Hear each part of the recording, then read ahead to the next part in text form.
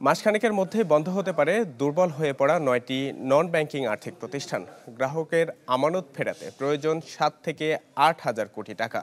অর্থ জোগাড়ের ব্যবস্থা হলেই এই প্রতিষ্ঠানগুলোকে অবসায়নে ঠেলে দেবে বাংলাদেশ ব্যাংক, যাকে ইতিবাচক বলছেন অর্থনীতিবিদরা।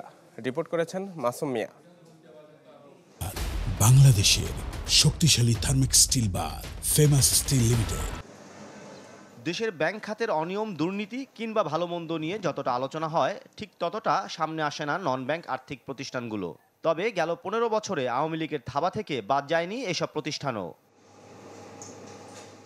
নতুন বাস্তবতায় ব্যাংক খাত সংস্কারে কেন্দ্রীয় ব্যাংক উদ্যোগী হলেও সমান তালে গুরুত্ব পায়নি নন ব্যাংক আর্থিক প্রতিষ্ঠান।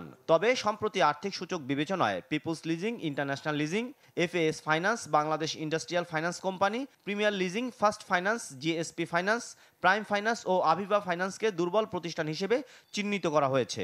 এনবিএফআই ব্যবসা করতেই পারে নাই, করার যে দক্ষতাও তাদের ঘাটতি ছিল, নিয়ত তো ঘাটতি ছিলই।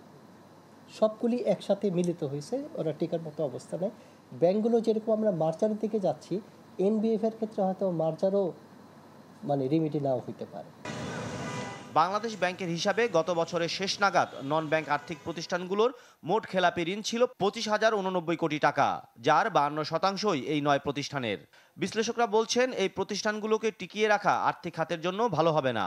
তাই গ্রাহকের আমানত ফিরিয়ে দেওয়ার কৌশল নির্ধারণ করে দ্রুত প্রতিষ্ঠানগুলোকে অবসায়নের পদক্ষেপের পরামর্শ তাদের। এগুলি কোমাতে আছে, এখন আপনি লাইফ সাপোর্ট দিয়ে রাখছেন, মেশিন দিয়ে বাঁচিয়ে রাখছেন, নালি দিয়ে খাওয়াচ্ছেন, এইগুলো খুলে দিলেই সে মারা যাবে। কতদিন ওভাবে চালাবেন? কারণ ওটারও তো একটা কস্ট আছে, ওটার কস্ট শুধু ফাইন্যান্সিয়াল কস্ট না, ওটার তো একটা প্রত্যাশার কষ্টও আছে। কেন্দ্রীয় ব্যাংক বলছে, প্রতিষ্ঠানগুলোর আমানতকারীদের অর্থ ফেরত দিতে অন্তত ৭ থেকে ৮ হাজার কোটি টাকার প্রয়োজন। তাই যোগানের ব্যবস্থা হলেই অবসানের পথে হাঁটার ইঙ্গিত দিলেন মুখপাত্র।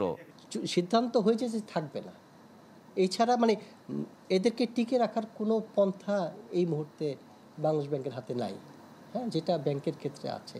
অতএব না থাকলে কোন কোন পদ্ধতি অনুসরণ করে অবসান করা হবে, ডিপোজিটার এবং চাকরিজীবীদের কি হবে, ওই ব্যাপারে তো এখনো চূড়ান্ত সিদ্ধান্ত হয়নি। কেন্দ্রীয় ব্যাংক জানায়, ফাইন্যান্সিয়াল কোম্পানি আইন ২০২৩ অনুযায়ী মাসখানেকের মধ্যেই শুরু হতে পারে এই প্রক্রিয়া। মাসুম মিয়া, চ্যানেল 24, ঢাকা।